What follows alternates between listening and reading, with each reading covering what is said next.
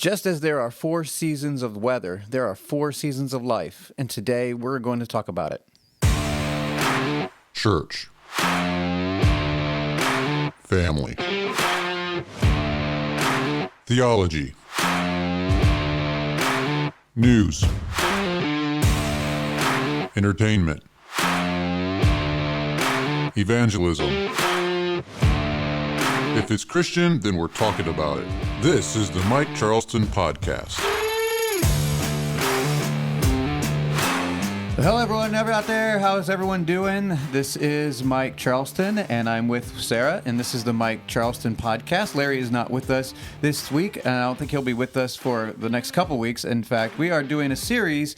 We're going to be calling this the Seasons of Life, right? That's right. So we're going to be doing, for the next 4 weeks, we're going to be breaking that down. We'll be talking about that in just a bit.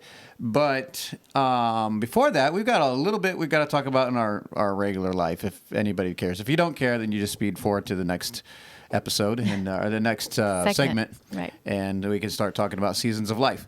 Well, in this Seasons of Life, we just got back from a wedding.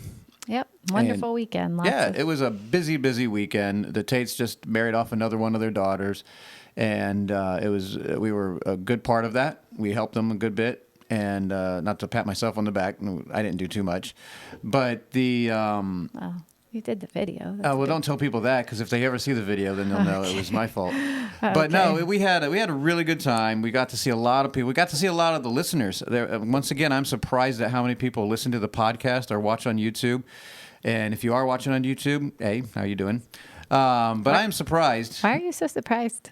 Well, just the number of people that I run into, and they tell me that they see me on the podcast, or they see me on YouTube, or they hear me on the podcast. It makes me a little leery, because I'm like, well, you know me, but I don't know you. Right. It is kind of a weird feeling. It is. It is. But no, it was fun. It was fun. We got to meet a number of the listeners. Cade and Sharon got married. It was a beautiful wedding. It is interesting when you're doing a wedding behind the camera, because I watched the whole thing through a small lens that I could barely see because I need glasses. And but no, then we had church the next day there. It was just a good weekend. What did you think about the weekend? It was great. Kind of turned into a whole big weekend of fellowship. We had a number of different people staying with us over the weekend. Still staying with us. Yeah, we still have people with us, and so it's been fun. I mean, it's pretty much 3 big days of fellowship, so it's sure. That's a lot of work involved too, but the work is good. It's nice to be able to help out and be a part of it. I like that way better than just showing up and sitting there watching the wedding. Yeah, so. and I do too, actually, and it's for a good thing. I mean, marriages, weddings, they're good. Yeah, it's wonderful. They're fun. It's not my favorite thing in the world to go to, but if I'm going to work it, you spend a good time working it because these are people you know. Right. It's fun. Yeah. It's fun. Yeah. But just going to weddings to people you barely know, and you're like, oh, whatever. But no, it's a happy event. It's better than funerals, right? Much better than a funeral. It's beautiful, and it's a happy occasion, and you're looking forward to what's to come in their lives. And so it's an exciting time, and you're excited for them and excited to see, where they'll end up, because that's kind of, I don't know, where life starts almost. I mean, right. You have we'll get into that in a little bit. Sure. Different seasons, but I mean, pretty much when I got married, that's when life really took some big turns, and life really starts there. No doubt. So that was fun. We had a number of people staying with us, like you said, and one of the people that stayed with us is a common emailer to the show, Jared. Yeah, he emails a lot. He gives me a lot of questions. I haven't answered all of his questions. He wanted to come on and be like, I need to correct all the things you said about me. I said, well, dude, that might be 2 episodes if you do long. that. So no, it was he actually had a good story. He told us about, and I forgot about this, he has a black book that he carries around with him, and people that he meets are people that are into his life somewhat, he has write in the book. And I guess I wrote in it about 2018, something about that, in September 2018. And you probably didn't know him very well at the time. A little bit, but not as well as I know him now. And so he had a couple people write in the book, and I thought that was a neat concept. And I told him, I said, I'm going to tell it on the podcast. Maybe we can start a little movement. And you get this book make it a nice book because so it can last. Have important people in your life just write something about encouraging thing to you, where you are in your life at that moment, and you can look back on this. I think that was a kind of a neat concept. Yeah. That was really neat. So do you want a new book? Do I want a new book? Yeah, for you. We could start a book. Yeah, it's a little late for me in the game, but whatever. For you young people, it's a little bit. It's pretty good. You can start now. You can start seeing your life progress, and especially with what we're talking about today, the seasons of life. You can start seeing the changes.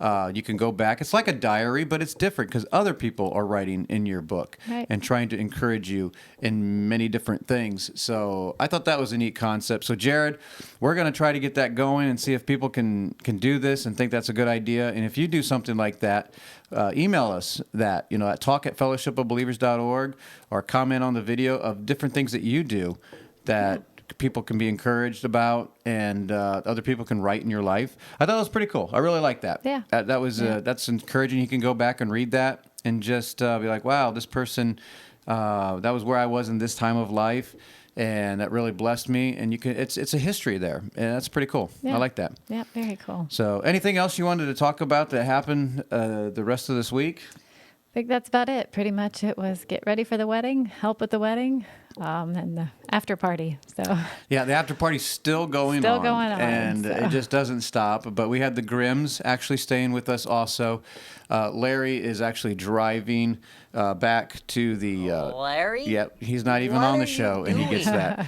So, no, he's not going to be on the show because we talked about this, that we wanted to do this Seasons of Life, and I know exactly what I want to go to. And maybe he can come in on some other episodes, but he's driving home right now. But no, we appreciate. They helped a good bit at the wedding too. Yep. And you could tell by my voice that maybe I'm coming down with something. I don't know, or maybe it was just I'm really tired because we did not get any sleep the last couple nights. No. But no, it was really fun. So it was a great weekend, but I'm really excited to really get into this topic. This is a very important topic, I think. The seasons of life. It's a really big deal. Do you think it's a big deal? It is a big deal. And I like how you just reiterate what I said. Okay, whatever. Expound a little bit. Well, I just know this has been on the board for a while as an idea, and you keep putting it off because you're like, oh, I want to put a little more into it and, not just throw it out there. So anyway, but it is very important because there's people get confused about where they are, and ideas are thrown out, and we don't always know how that can fit in our lives, and sometimes we try to fit it places where it shouldn't. Absolutely. So we're gonna talk about that. It can be a little controversial if you've never heard of things like this, where you have roles and you need to embrace them, and there's certain aspects of life. It's certain times of life that maybe are appropriate or not appropriate to do different things. We'll talk about that. You can disagree with us, but I think what we've done this in our life. We practice this. We have practiced this in our whole life. Of course, we're only in phase 2, so our whole life is still pretty short. But anyway, we'll get back into that when we get back after these these commercials. After we get back, we should have a commercial on here by now. But no, after we get back, we're going to take a break, and we'll come back and we'll get right into Seasons of Life. You're listening to the Mike Charleston Podcast.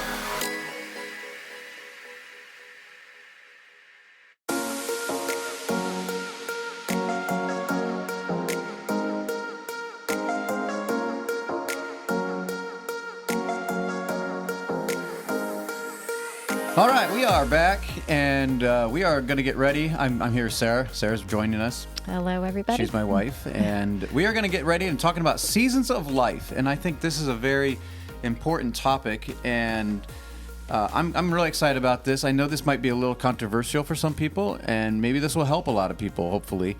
So we're going to just get right into talking about seasons of life. So maybe some people would get an idea what that is just by the title, but maybe you'll be surprised. I don't know. So why are we talking about this? So I think so many people are confused by their roles. They don't understand their roles in marriage. They don't understand their roles in society. They don't understand their roles in church, and they don't understand their roles in family. So when you understand your season of life and where you are in life, it does help to put you right back where you're supposed to be. Now, when we talk about these seasons, we're going to get into talking about these seasons just here shortly. And we've given them different names and different categories, and hopefully it'll make sense to you. But they overlap a little bit. These aren't perfect. This is very general. I know different people have different exceptions and different things in their life that's going on, and there's some people might end up being single, and that is. But I hope you understand that these are generalizations, and we think that we can use this as a nice basis of where we're going to be, and in regards to family and marriage and church and all that. Right. Yep. Well, I think when you talk about roles, it's interesting because you being a sports person, you think about on the team, it's very important for people to understand what their part is, on the football field or, on the ice or whatever, and whatever sport it is that you're into. Each player has a specific part to play, and so they can't just always switch up and be whatever they want to be at the moment. No, there is a proper time, and we're going to talk about that just here shortly. But that is a good point. So remind me when we get to that, because I wanted to tackle that, no pun intended. But in 1 John 2, 12 through 14, why don't you go ahead and read that? Okay. I write unto you, little children, because your sins are forgiven you for his name's sake. I write unto you, fathers, because ye have known him that is from the beginning. I write unto you, young men, because ye have overcome the wicked one. I write unto you, little children, because ye have known the Father. I have written unto you, fathers, because ye have known him that is from the beginning. I have written unto you, young men, because ye are strong, and the word of God abideth in you, and ye have overcome the wicked one. Yes. So as we can see here, when we're not really going to talk about 1 John and what exactly all that verse means, but he is talking about young men, children, and fathers. There are different levels, and for each level, there are talking about different groups here. So we have to understand that there are different groups within the body of Christ. There are elders in the church, and there are people who just got saved. There are requirements for elders in a church. One of them being not a novice, not being one who is older and faithful and having a family and believing, and other people that aren't. A woman has a different role than a man does in a marriage. A man is the head, and the woman is to submit. The children are to obey, and so on and so forth. So this is the reason why we're going to be talking about this, that our roles are very specific. Now, God is a God of order. Now, I'm going to put you on the spot, babe, and this is where you get nervous. Like, what do you mean? What does that mean? Like, God is a God of order. Well, it means that he created order in all of creation. When you just look at in science, and you study the plant kingdom or the animal kingdom or whatever, we see order. When we look at the church, he has an order for it. When we look at the family, we see he has order. And when you follow the order that he designed it to be, things work really well. And when you try to go outside of that order, then we run into problems. We run into a good bit of problems. So we want to do things God's way. Right. And actually, Sunday, Ben actually spoke a message and doing it God's way. And that is kind of the message of what we've been doing on this podcast. Now, a lot of people disagree with us on some subjects, and that's fine. I can appreciate people's disagreement, but I want to do things God's way, and at least the way I see it in Scripture. And if you're not doing things God's way, then what way are you doing it? You're doing it the culture's way, the American way, the worldly way. We want to do things God's way. So God give us a Bible to look at this. Now, the reason why I want to do this is I think this is very obvious, and hopefully all the listeners out there are this way too. But we love the Lord with all of our heart. And so in loving him, the least we can do is do his program, right? Whatever he wants us to do.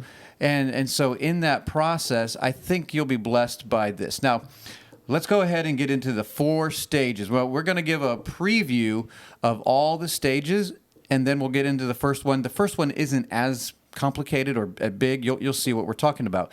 But let's go ahead and give an overview of this in this first episode, and then we'll get into the first stage a little bit. So the 4 stages. I was coming up with different names, and my wife suggested that we have a theme. And I was like, do we need a theme? But I was having a problem naming these stages. So what I did was I took different stages. So 0 to 20, and then 20 to 40, and 40 to 60, and 60 to 80 years old. And had different stages. So the first stage being 0 to 20, right? Yep. And what do you call that? And so we were throwing that around. And so finally we just settled on we need to have an idea like a tree. And so you have this little seedling at the beginning and then a little, the root, and it grows and you don't have to protect it as much. And then it grows into a big tree and then you cut it down. Now I was like, that's the giving tree. So we don't want to do the giving tree. So then I said, well, I know sports a little bit. I grew up an athlete and playing sports, all kinds of sports. And I thought, well, she suggested it, and I thought, okay, we'll talk about football. I'm not the hugest football fan anymore. I don't really watch football, but I know it, and I think everyone else knows it. You do live in Louisiana. We live in Louisiana. Kind of a big deal around here. And even you, who you're not a sports fan at all, No. and couldn't care less. You know a little bit about football. Yeah. You know they actually throw a pigskin. Right. Actually, you didn't know that. I okay, did know you did. that. So what we're going to do is we're going to break down the 4 stages, and I'll give you alternate names too. But so 0 to 20, imagine it as a football team. So the first season, we'll call that the training camp, or we'll call that the learning phase. This is the learning phase, and that's what we'll be talking about today. So the first season is the training camp.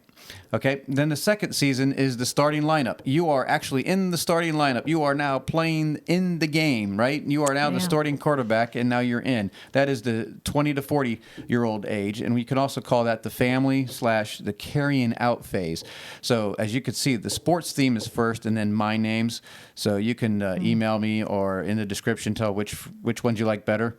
But then the third phase, the 40 to 60-year-old, we'll call that the coach phase. So, you no longer play football, but then you move into coaching and you're like, hey, I've played. I know what I'm doing. Let me help you now. So that's the coaching phase. Yeah. And we can also call that the transition or the mentor phase. Then the fourth phase, 60 to 80 years old, we'll call that the general manager phase. Now, if you know anything about football, most sports, you have a general manager. He's like not quite the owner, but he is in charge of the whole thing.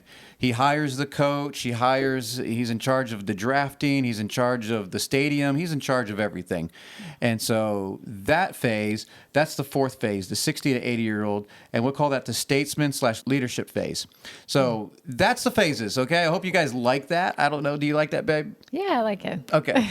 So now we're going to talk about the first phase. First we're going to talk about why the 20-year gaps. Now, to those that are 80 years and older, no offense to you, but we're not going to do 5 phases. The 20 years is kind of loose, so that last one can go beyond 80. It definitely goes beyond. If you live to 100, Right. You're in the wrinkle phase. And okay, sorry. Wow.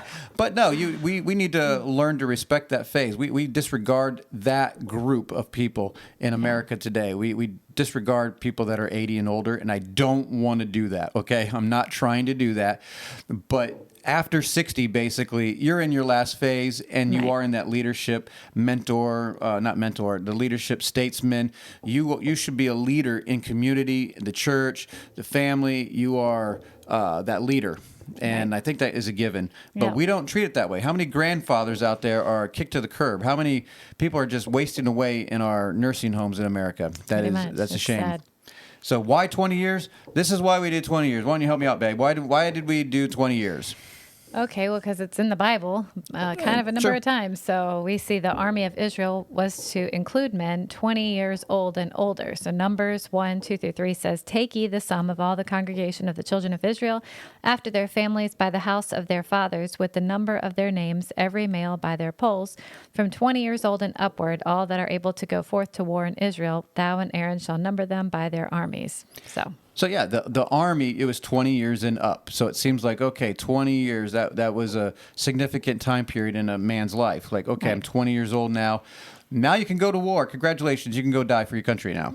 Okay, Great. what is next? And then next we have temple worship required men 20 years old and older to bring their own offerings. Exodus 30 verse 14 says, everyone that passeth among them that are numbered from 20 years old and above shall give an offering unto the Lord. Yeah, there's a couple other verses that mention like 25. It just depends on certain things that they were doing sacrifices maybe. But that it showed that 20 years old, that they could start going to temple worship, and required them to be 20 years old to bring their own offerings. So now they were required. They were responsible for their own sins, basically. Now they got to bring offerings to the temple. Right. So what's next? Then we have temple vows treated men differently once they reached age 20. Leviticus 27, 3 through 5 says, and thy estimation shall be of the male from 20 years old even unto 60 years old. Even thy estimation shall be 50 shekels of silver after the shekel of the sanctuary. And if it be a female, then thy estimation shall be 30 shekels. And if it be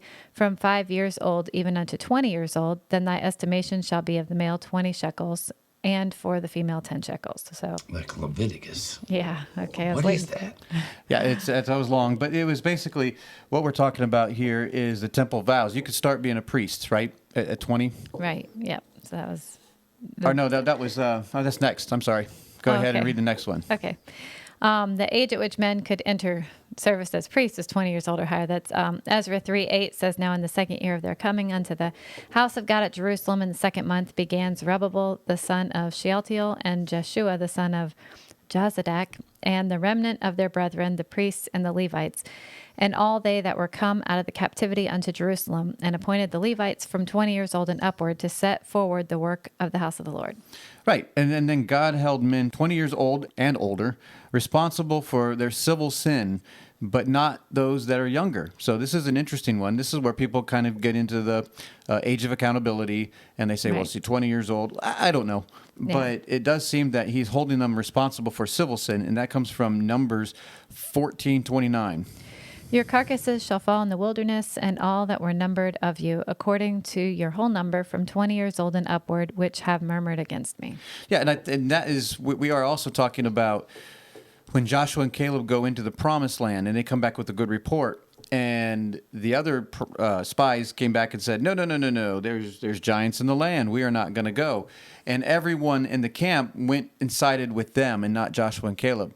And so because of that, God judged them and said, 20 years and older will perish in the wilderness. And so it seems like 20 years is a good idea of a generation.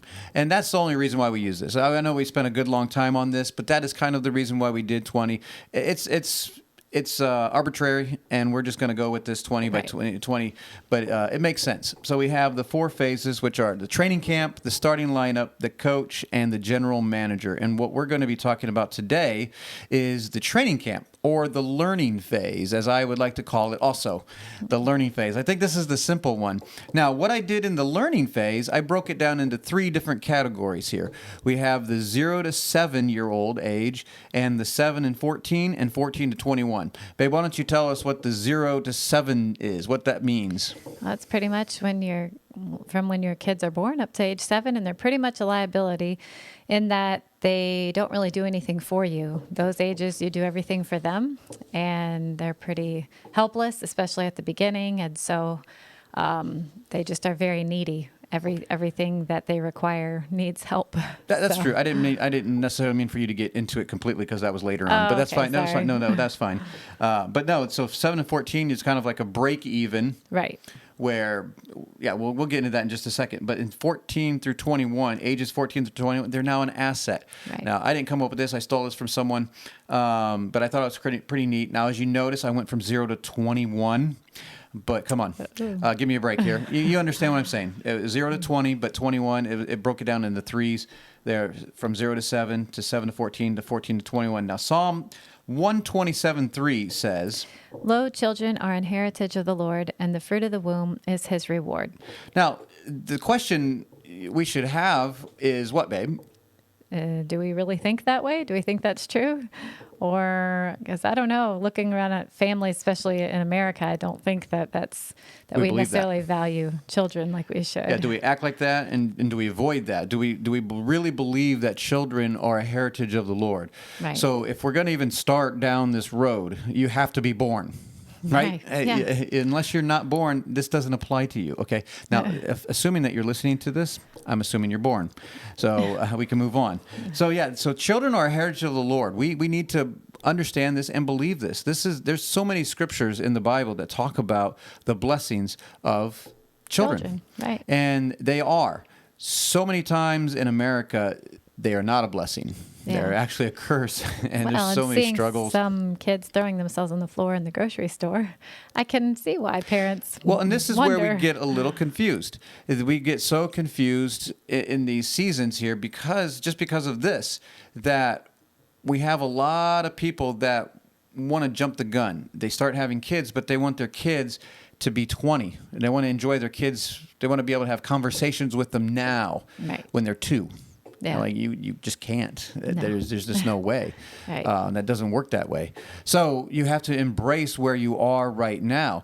You look at someone else's life. I know some people might look at me, and I'm 45, and I'm pretty much done raising my kids. But they haven't seen my life 15 years ago. Right. And even though their ages might be a little bit closer to me, but if you're 30 and like, well, what do you expect? I'm 15 years past you. Right. So, what do you expect here? We need to embrace these specific areas of our lives. But the first thing is that children are a heritage of the Lord. Yep, they're a blessing. So we need to remember that. The Bible says that. Right. So what is the responsibility of a child? Well, they pretty much are there to learn. They are to learn. They need to soak in everything that, you just look even from this weekend, having Jared here with his kids, it's like they're like little sponges. Right. You say something, they repeat you. They copy everything you do. Right. They're looking at things. They're trying to figure out how to talk. They're learning in their first few years here. They are trying to learn. The first 7 years, definitely, they're trying to learn. Right. Proverbs 1:8-9. My son, hear the instruction of thy father, and forsake not the law of thy mother, for they shall be an ornament of grace unto thy head, and chains about thy neck. Yes, and go ahead and read. That is a good. Actually, that's a very good one for both.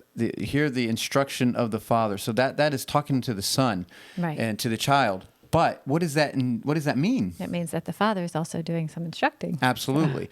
So it goes both ways. The child cannot obey and listen if they're not being instructed in the ways. Right. So obviously we train up the child in the way he should go. We know those verses, right? Right. So what's Ephesians 6:1-3? Everyone, all parents know this verse. Right. Children, obey your parents in the Lord, for this is right. Honor thy father and mother, which is the first commandment with promise, that it may be well with thee, and that thou mayest live long on the earth. So what is the responsibility of a child? Their responsibility is to learn.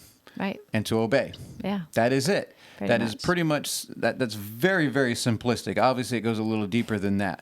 Yeah. But what we're going to do right now is I am dying of thirst. So I am going to take a quick break, and we'll be back in just a second. And then we're going to get into the specifics of the 3 phases of the training camp.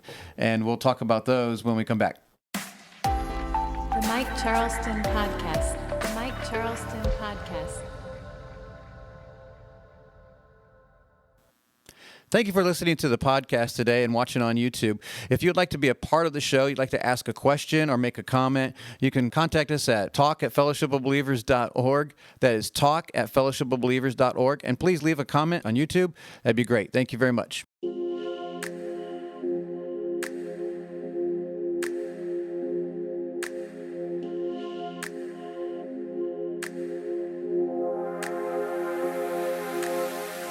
All right, we are back, and I almost forgot that I was supposed to talk. I was too busy Wow. I thought Joshua was prepping it, and I didn't realize we were going live.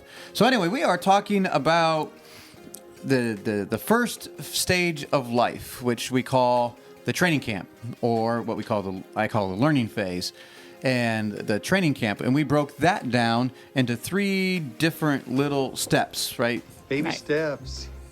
So Baby little different steps. So as 0 to 7. So within sticking with the football theme, right? Okay, so hear me out. The first phase of the first one is your middle school. You're just putting on pads. You might be in Pee Wee or whatever they call that. I never played professional football or not even. I didn't even play high school football or middle school football. I just played football in the streets. So anyway, I was too small. So the first phase of the 0 to 7, we're going to call like the middle school, where you're just learning how to play. You're learning the rules. You're learning everything about football. You go out there and run. The second phase, the 7 to 14, we're going to call that oh man, that was a mistake. The next one, the 7 to 14, we're going to call the high school. The high school year. You're getting better. You're getting more mature. You're moving forward. You're playing high school football now. Then the 14 to 21, we're going to call that college. You have high hopes to play in the pros. So let's go to LSU and play. And hopefully we can get drafted and get in the starting lineup. Well, in life, you are going to join the starting lineup. So anyway, Right. So we're enough of the cheesy little sports analogies. But so we're going to talk. Let's see, the 0 to 7. This is key. So I really think that a lot of people mess this phase up, the child phase here, and I'll explain here in just a second, because we want to fast forward so quick. We expect so much of our kid, or we don't expect enough, or we don't know what to do with our kid at certain stages. So we've had, how many kids do we have, babe? 7. Yeah, we have 7 kids. Thank you. And we're pretty much in the last phase in all of them. Right. In this one, the high school or the college phase, we have one more that's lingering behind. And so anyway, the child, we have this little chart here. Maybe we could put it up on the screen on YouTube here. We have the child's responsibility and the parent's responsibility, if that makes any sense. Right. So what are we talking about, babe? What is the responsibility of the 0 to 7? I know we're kind of re-saying some of these things, but hopefully you can catch really what we're meaning by these. Well, I mean, in those ages for the child, they just learn. They're curious. They explore. That's what they're ABCs, supposed to do. 1, 2, 3s. They can't really do much for themselves, and so they pretty much, it comes naturally to them to look around and to be curious and want to know. They want to touch things. They want to make noises. Right. They are just learning. And that's what they're supposed to do. So, and they can't really do much for themselves. And this is where they can get in a lot of trouble too. Yeah, they touch a pretty lot of much. things, and so we were very aware of what they were doing. Right. And Yeah. trying to correct them and make sure that they weren't getting away with things at this point. Right. But what's the parents' responsibility? On the other side, we're to train them, even that young. I think a lot of people misunderstand this. Like, you can't train a kid 0 to 7. Well, when they're 5 weeks old, yeah, you're probably not going to train them. Right. But as they get older, you start moving into the 6 months to a year to 2, as long as they can start talking and looking around, and you can start training them. Yeah. And, well, you are starting to train them. Well, whether you are. Yeah, Whether exactly. you think you are or not. If you don't, they will train you. Right. Exactly. And this is the most sacrificial time. You are doing everything for the child. You're Right. feeding them. You're Yep. changing their diaper. You're giving them baths. You're putting them to bed. You're waking up. You're burping them. You're on call 24/7. There's not really a break. I mean, you could take a break if you hand the kid off to somebody else, but somebody has to at all times Watch the baby. be attentive to the kids. It is very amazing how God designed this when you really think about it. You look out in nature and foals, baby horses, they're born, immediately start walking, and it's Right. like they're almost like real horses. They're walking. Yes, they need a little help here and there, but mostly in nature, you see that chicks and babes and all this, they get birthed and born in this world, and they are functioning for the most part. Yeah. They're not coddled. We're the most sophisticated thing on this planet, and yet it takes us years before Yeah. we're ready. Right. Isn't that fascinating? And I Yeah. think God did that for a reason.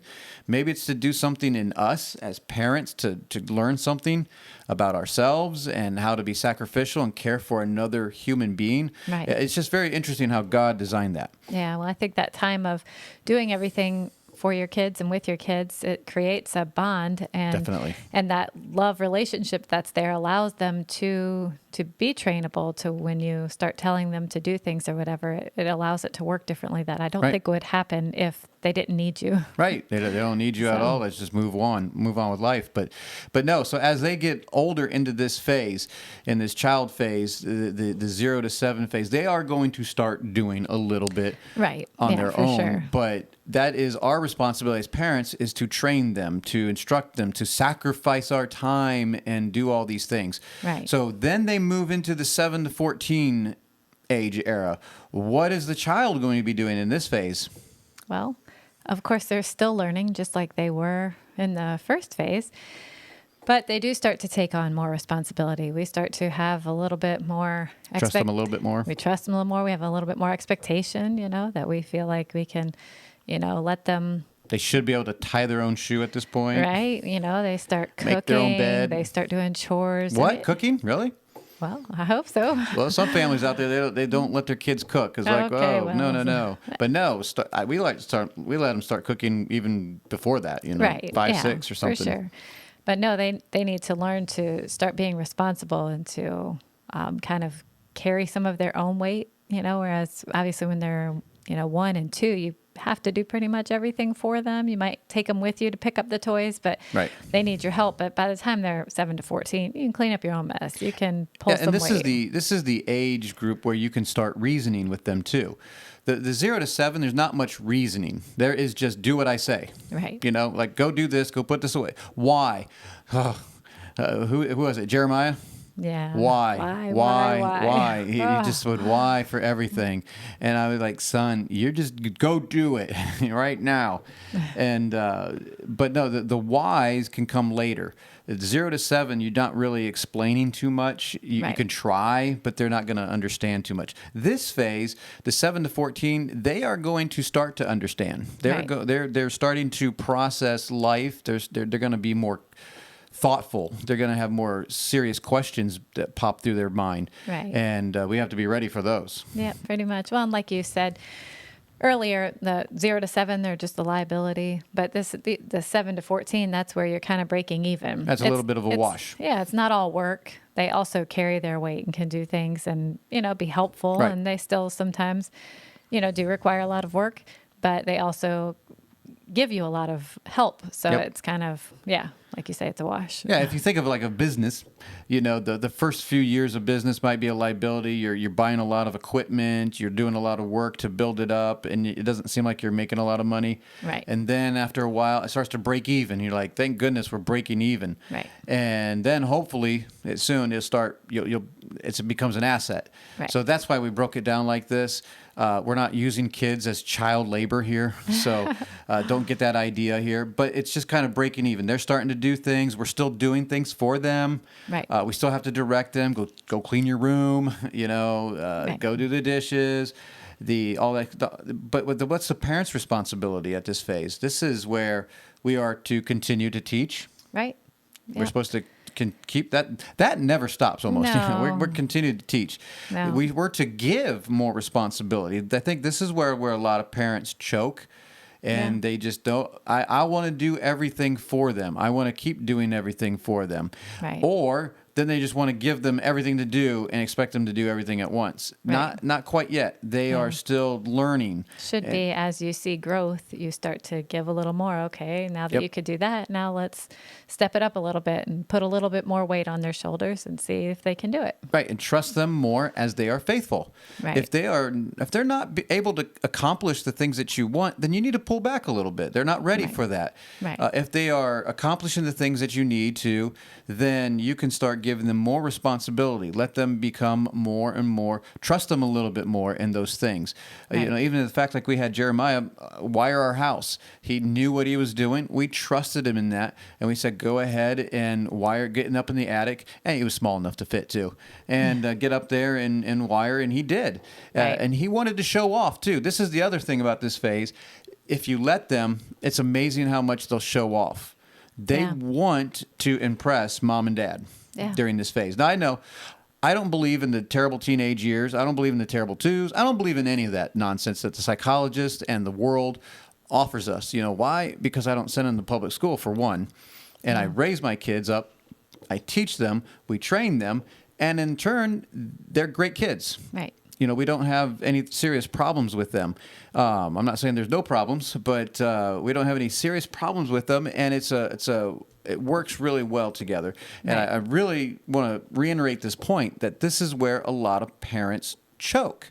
They don't know when to let go. They don't know how much responsibility to give, and it creates a conflict. Right. Because the kid is going to want more responsibility. He wants to earn his independence here. He wants to show himself, especially boys. Right. And we have to work with that. The whole point of doing this is so they can be on their own, right? Yeah, pretty much. I don't want to keep them forever. Right. Well, like you said, the independence thing, that's also important. Like, it's true, they want to be independent, and we don't just get to a certain age and turn them loose. It's a gradual, Right. okay, here's a little more. Here's a little more that I'll When give we you. see that they've been faithful and that they're doing what they're supposed to do, then they can get more. You're faithful with a little, you'll be faithful with much. Right. Well, and also, like we had talked about protecting your kids, and the 0 to 7, it's from everything, everywhere, pretty much. Right. I mean, it's a lot of protection.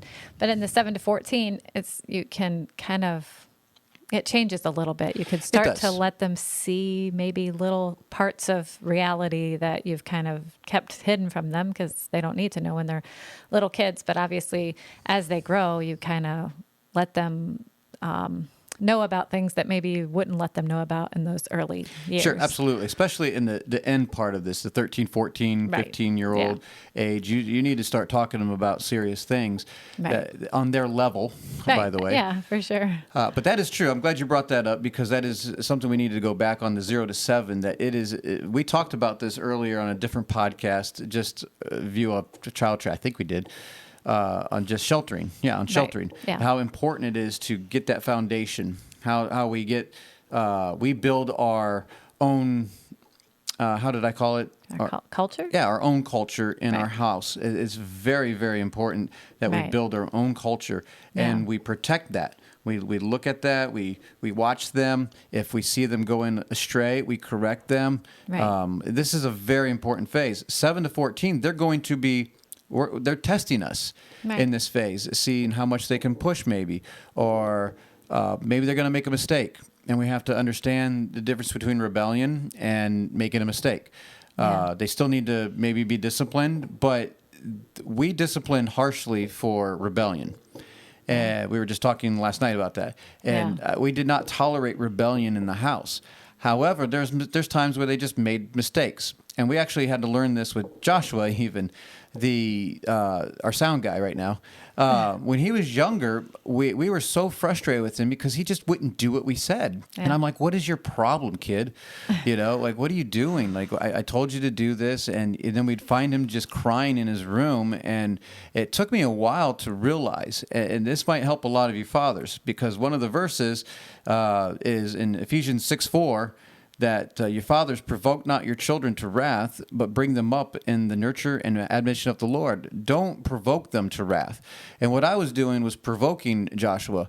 Why? Because, well, guess what? He's not Jeremiah. Jeremiah, I could tell him to do something. I could tell him to do 4 things. Jeremiah could go boom, boom, boom, boom, and do it.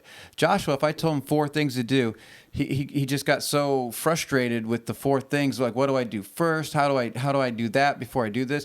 And then he would just not do anything, and he'd end up playing with his train or something.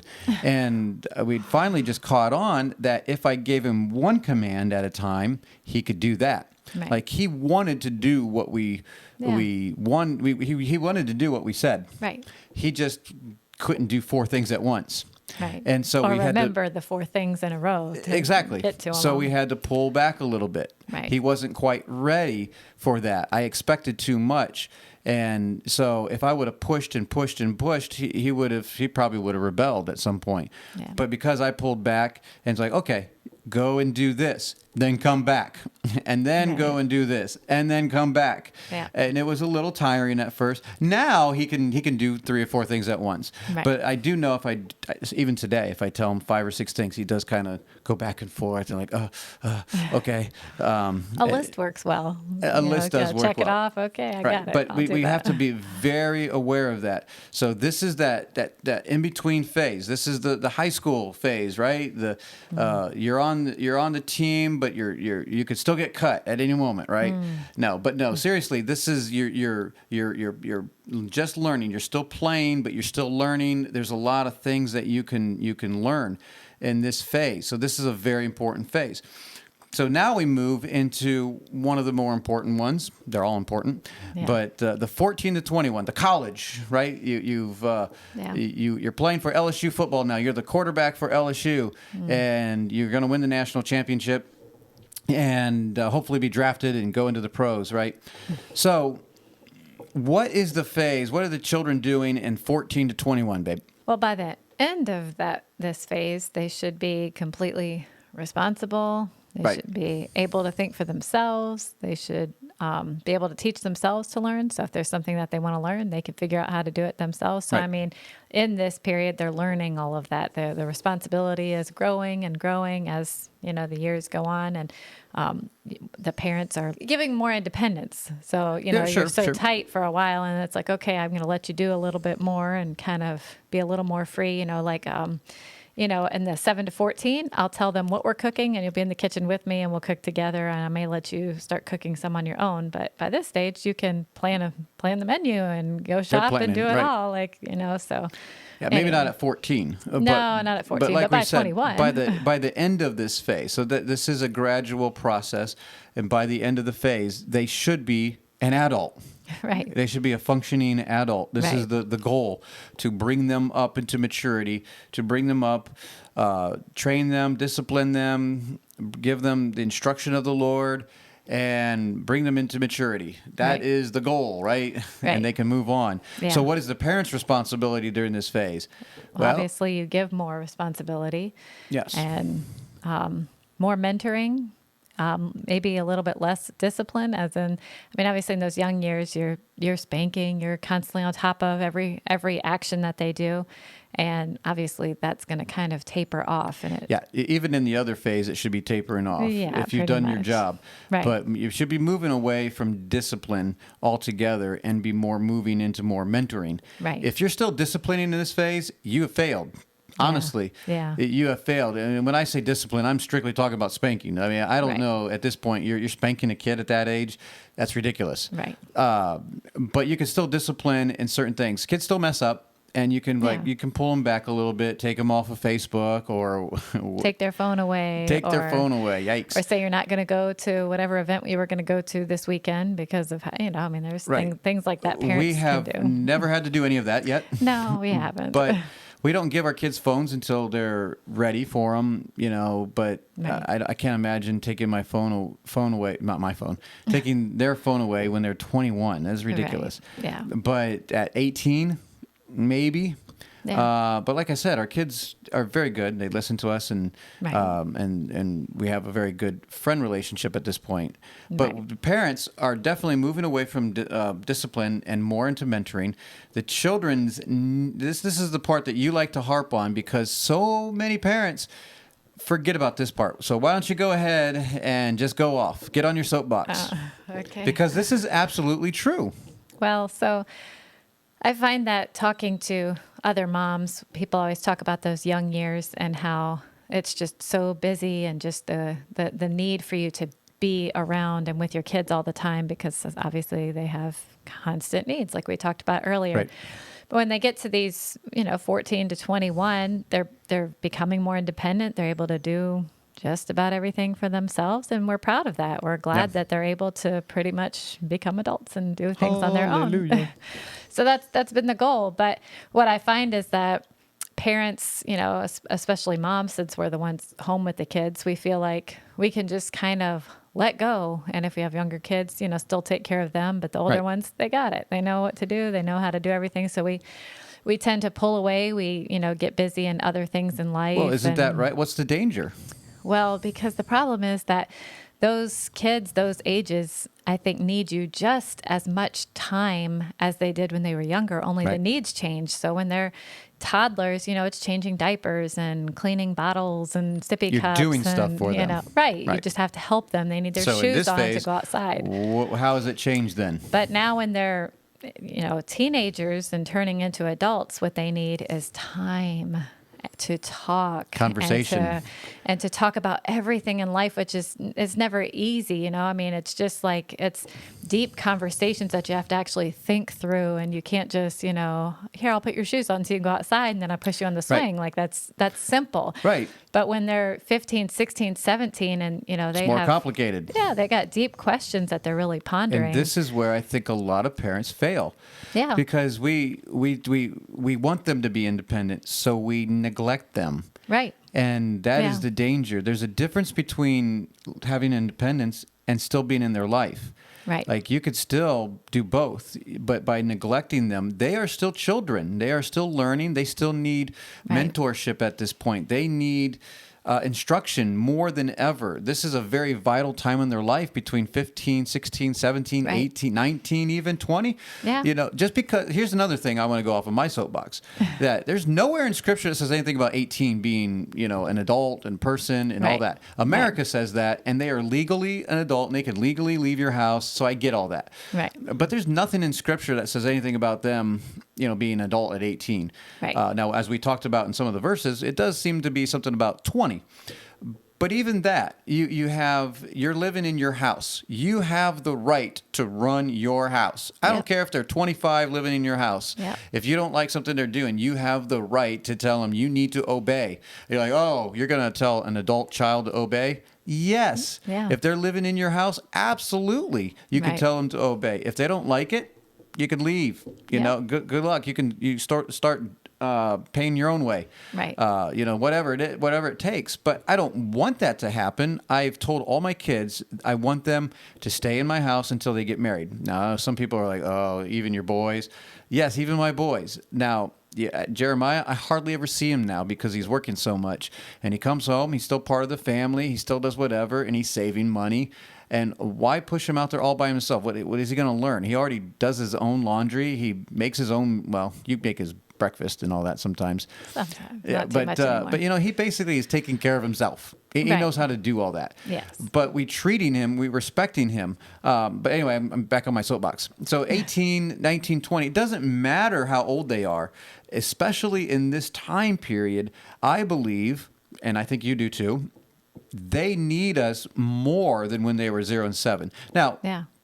they need us when they're 0 and 7, or else if I don't feed them, they die. Right. Well, that's the thing. They'll die without us giving them the attention that they Right. need. And when they're 17, 18, 19, they're not going to die without the attention, but they're They going will, to. though. I'll tell you, they will. If we don't Right. give them the attention, they'll look for the attention somewhere else. Somewhere else. Right. And they'll die. Now, they Right. won't physically die necessarily. Right. But I'm just saying you'll be separated from them, and which is a good thing in a way, because we want them to separate from us and start their own life. Right. But we don't want them to separate from our values and who we are and so if we don't communicate these things, if we don't spend time with them, this is where we had to adjust our life. When we put the kids, when they were 0 to 7, even 7 to 14, we'd put them to bed and then we would go hang out together, and it was Right. our time together. Yeah. And now it's like they want to talk forever. They want to stay up. Especially late at night. Yes, and that's where I come in, right? And you're like hanging on, and I still want to talk, and I'm like 11 o'clock. Should we go to bed? And you're already asleep. No, it's the kids have a lot of questions. They haven't quite figured out life. Oh, they've got opinions, all right, and they think they have. Right. But they want, if you have a good relationship with your kids and they respect you, they're going to want to pick your brain. They're going to want to know about this. They're going to want to talk about their friends, you know, situations that are going on. You know, Right. how do I deal with this? How do I deal with this? You know what? I'm 45 years old and I still seek counsel. I don't know how to do everything. Right. So imagine them. You think they know what they're doing? Just because they say they know what they're doing doesn't mean they know what they're doing. Right. So to me, I think you're absolutely right. The children need just as much time and attention here, although it's very different. Yeah. And so it is with different. 5 girls, it's difficult. It's a lot of talking, and it's wonderful. But it's not a time that I can go pursue whatever else I wanted to pursue. Like I feel Right. like I'm needed here a lot, and So you know your phase. So once again, this is the first phase. What do we call it? the training The camp. training camp phase. And so for the kid, it is obeying and learning and developing As a parent, though, we need to be trained too on what to expect from them. And if we think, oh, I can't wait until they get to 15 so I can start my own business again, or I can enter the workforce, well, I think you're going to fail, because by the time they're 20, all your kids, you have a job to do. It is called your children. And a wife, here's where we talk about roles. A wife has a role, a husband has a role, a father has a role, a mother has a role, a child has a role. All these things have role. All these people have roles. And if we kind of give them out of whack, then it messes everything up. Yeah. So it is very important to get these down. And I know a lot of parents choke at this point. They don't know when to let go. They want to hold on too long. And they have a 25-year-old. They're just like, no, you got to stay home. You got to do this. You got to work for the family. I'm a patriarch. And you can't do anything for yourself. And then there's those that, when they're 14, just do whatever you want. You know, so there's definitely a balance there there's no specific age, because it's dependent on the child, for one, right, and your family. Yeah. Depends on how mature they are to handle some of these things. Right. Like I know some families, they'll say like cell phones at this age or Facebook at this age. And we've never done that, because every kid is different. And, some kids didn't even want it. Right. Right. So we just kind of have to gauge that, and that helps that we know them well and we talk to them all the time. So we have a lot of relationships. So it's not, it's based on that relationship, not based on calendar and like, okay, well now you're this old, so you get this privilege. Yeah. And once again, it's all sacrificial. Being a parent is sacrificial. And if you're a parent, you know that. Right. But once again, we move into this last phase, 14 to 21, we think we're done. Yeah. We think that we're done because, well, they're taller than us, you know, and they're out working. But you know what? They need us. They need our communication. They need our advice. They don't need us to run their life, right, but they need us to be involved in their life. Right. And sometimes we get confused, and it's like, I'll run their life. I'll tell them what to do. I'll tell them where to go. We'll help them out in any way possible. If you love your children, you're going to help them out in whatever way possible. But no, do you think this is a very, very important I do. And phase? I feel like so many people, we just see so many kids rebel or run and, go a total different direction, run away from even Christianity or whatever. And I just feel like so many parents miss it. And I think it's because we just kind of let go. It's like, oh, good. We raised our kids. They're obedient. They know how to cook and clean and work a job and pay bills and whatever. And so we just kind of dropped the ball. And I'm like, we're not done. They're still there, and they still have great need. And, Absolutely. And if you make yourself available, I'm like, kids love to talk, and they want to know. Or at least our kids do. Yeah, they want to know what you think, and not only that, I want to know what they think. It's turned into a friendship with our kids as they've gotten older. It's no longer me just telling them do this, but we are friends. What if they don't talk to you? I mean, obviously that shows a failure of somewhere in the relationship, but how can you rebuild that? Well, that's kind of difficult, but it is, but it's possible. It is possible, and I think that's where you have to, ask them questions at this point. Yeah, you've got to get to know them, but you also have to give them time, because if they're not willing to open up yet, you can't force it. Right. So you can ask questions. You could try to prod them a little bit, but then you're going to have to give them some space, and hopefully they'll come around to talking to you. But it is tough if they've, it's already kind of closed communication. That's why it helps if you just, I think God's way is from the beginning, and you're just pouring your life into theirs. And so it just is natural for that just to grow into a friendship. And so that's the natural way. So obviously, if you have gone away from that and you're late in the game and you want to repair things, you know, it's just going to take time and patience and a lot of prayer. Yeah, we didn't write this verse down, and I think it's somewhere in Ephesians. But I no longer call you slaves, but call you a son. And so this is the point. We don't want to raise perpetual children. I'm raising adults. I don't want to raise kids. I'm raising adults. So by the time they get to 20, even before that, I think a lot of our kids, by the time they were 18, were definitely responsible and could do a number of things. But all of our kids live at home with us still, and 22, almost 21, and 20, almost 20. Live with us, and their 18-year-olds still live, and they love living with us, and we treat them, we try to respect them, we don't have any issues with them, We give them their space. They honor us. It's a wonderful thing when it works out correctly. Yeah. When it works out well and God's way, when you do it God's way, it's amazing the fruit that comes out. Now, I'm not saying if you do it this way, it's gonna all the time, always gonna turn out right. Look, they're humans. Humans are complicated. We make mistakes. They make mistakes. Everybody makes mistakes, right? Right. But in general, if we're willing to do these things God's way, it's amazing how the fruit comes. Right. So before we get done with this, I'm going to talk about one more little thing, and this is when a child actually becomes an adult or a young man. Now, this is a little bit controversial for some, and because I do believe that children are supposed to obey their parents. But when, like Jeremiah says, when does that stop? Yeah. And I'm like, well, is that a problem, Jeremiah? And it's like, no. Because I am a reasonable dad, I like to think, and I don't tell him to do anything that's unreasonable. And he is willing to do whatever I ask. Yeah. There's been no question of that.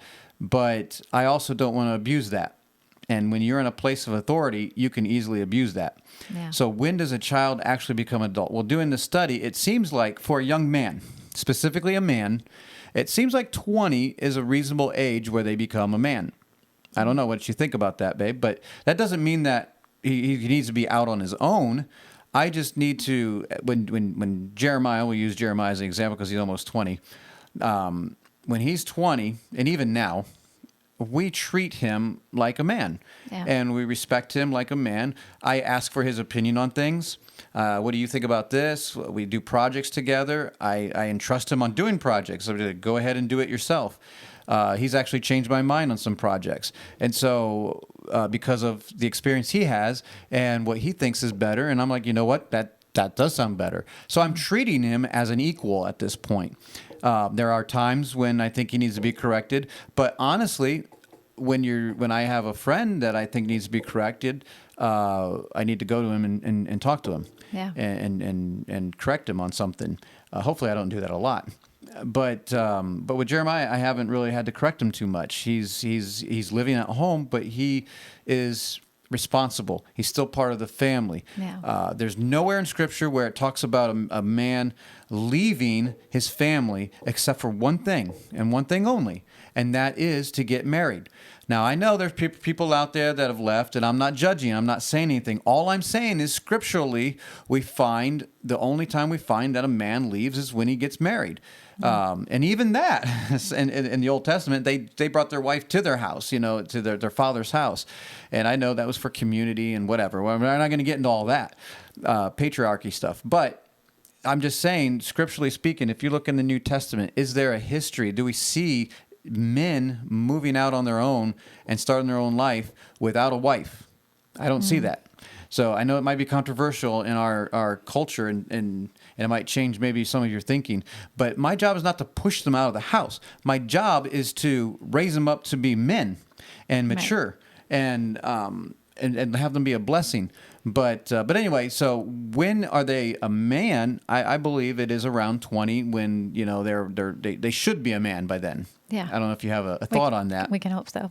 Well, they better be, right? Well, I mean, the Bible does say just on that it's not good for a man to be alone. So I do, it does come to mind when you talk about a man going out and living on his own. And I feel like that might be something where we adopt American culture. Right. And we feel like in, most of America, you feel successful as a parent when your child grows up and they move out and they can pay their own bills and have their own job. And we feel like, oh, good, I did it. I accomplished the goal. But is that Western civilization or is that Bible? Right. And I'm not saying that the two can't be same, but I'm just saying that when we're thinking about these things, think about what God wants. Let's do it God's way instead of just what we feel like or whatever the culture is saying. Just because this is what we've always done does not make it right. Yeah. And we're not trying to go back to patriarchy and control our kids and all that. That is bad in and of itself. Right. We want to raise adults.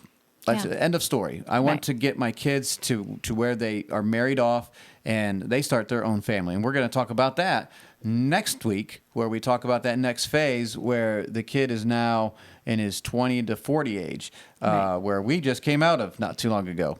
Yeah. And so that's an interesting phase in and of itself. And that is the starting lineup. You're actually now in the game. So all you young people, who are listening, who are in that 20 to 40 age, you understand. You are now starting to have to step up. You are in the starting lineup. The ball is in your hand. What are you going to do? Right. And how do we treat that as parents? What's our responsibility? What does that look like? So we're gonna talk about that next week. But I just want to reiterate what that looks like for a child and a man. And by the way, let's talk about the young ladies real quick. So young ladies, my personal belief is young ladies are to be with their family until they get married. No matter how old they are. Once again, we're going by scripture here, and I know there's some single ladies out there and they want to live on their own. I'm not judging, and if Abigail ends up being 40 and single, well, I might say, honey, maybe you just go live on your own. I don't know. But biblically speaking, we see the precedent is they stay under their father. Their father's protection. He is the head of the family. He is her head. Then he gives that away to a husband. A husband now is her head. And I would hate for my daughter to be headless. That was kind of funny. But seriously, I would hate for her to not have any authority in her life, and that she is now in control. And I know all these feminists are going to be like, oh yeah, you're going to strike down the woman. Once again, we understand our roles and we embrace our roles and we do it God's way. It is amazing how things work out. You are a woman, right? Yeah. Yeah. And you are a wife and a mother, and you've embraced your role. Yeah. I'm a husband and a father. I've embraced my role. We do this God's way. It is amazing how it works together. Yeah. It's beautiful. It is. And so a lady, that doesn't mean she just sits around and waits either, by the way. Right. We have them involved in our family. They are actually doing different things. They help different people. One of our daughters wants to go on a missions trip here pretty soon, and I hope she's able to. So you can still be involved and do different things, but they are home and they're part of our family, and they work together with our family. And so anyway, I just wanted to make sure that, because there's I've talked to a lot of young people lately, and they're itching to get out on their own, and they have parents that are controlling them and not letting them let go quite yet. That is very common. Very common. Honestly, it's very common. Yeah. And especially in our circles. Right. And the challenge for our fathers, I would say, is like, you spent your years training. Trust them at this point. They're going to make mistakes. There's no doubt about it. But respect them as a man. Respect them as you would respect me if I came into your home and had opinions. They may have different opinions than you do. Yeah. But respect it. Very well might. They actually might. Yeah, they do. They see life differently. They may come around to your way one day, and they may not. Right. So be it. Yeah. Our goal is not to make clones of ourselves. Our goal is to make people, not make people, but bring up people to love God. Right. And to worship God and His holiness. So that is it. Do you have anything, last closing thoughts you wanted to say, babe? Yeah, you never do, huh? It's a fun phase, the whole, having people 0 to 20 in your home. Yes. And Enjoy it. Yeah, it's a lot of fun, and it's supposed to be. I think God, that's part of the blessing, that when, He says children are a blessing, it's to bring us joy. They're supposed to be. And like that 14 to 21, that's the time where they're assets and they give back, and they're actually, a blessing. Yeah. Yeah, wonderful. they're always a blessing. They're always a blessing. But they are a blessing indeed. Yeah. But I just had a thought and it went away. Oh, that's how bad it is. It's getting late. But no. If you wanted to go back, if you're curious about what we talked about, creating a godly culture and sheltering our children, and we had a 3-part series back there. You can go back in time a little bit, go further down the list in the podcast, and you can re-listen to those. Or if you haven't listened to them for the first time, I would encourage you to do that. So anyway, that is our episode for today. We're trying to cram a whole bunch in here. There's so much more that we could talk about this issue. There's a lot of specifics. I know a lot of people might have questions, very specific things. We would be very general. This is a very general picture. We're giving you the vision for this. And I know there's a lot of specifics that play out here. So anyway, you just pray, search the scriptures, and you'll get the answers. So until next week, we'll see you later. You've been listening to the Mike Charleston Podcast.